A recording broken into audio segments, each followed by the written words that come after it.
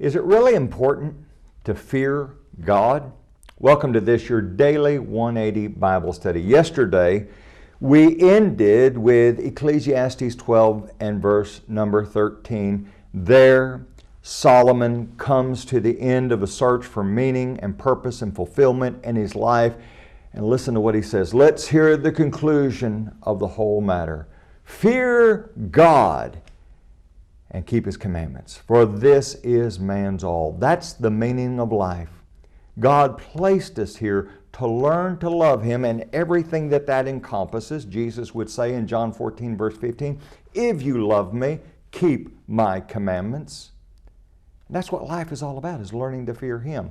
Listen, Proverbs chapter 1, verse 7. Let's answer this question. Is it really important? Well, Solomon says, hey, look, I've looked for meaning everywhere, came up empty until I looked to God. Listen to Proverbs chapter 1, verse number 7. This is really the thesis. This should be the thesis of life, the thesis of the book of Proverbs. The fear of the Lord is the beginning of knowledge.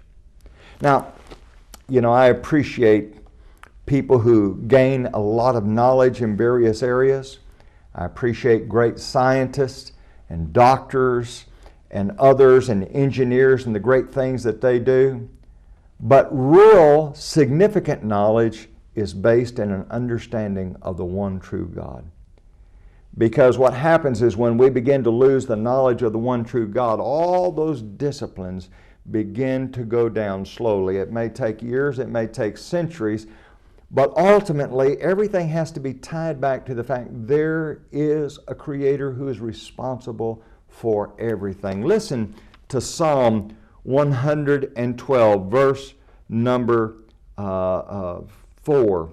He says, unto the upright there arises light in the darkness. He is gracious and full of compassion and righteousness. Here he talks about the blessings of serving God. Now go back to verse number 1 and notice what he says in verse number 1 about this God. Blessed is the man who fears the Lord. Do you want to be blessed?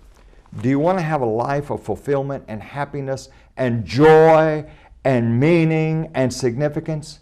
It's all tied to a reverential respect of God. Join us again tomorrow.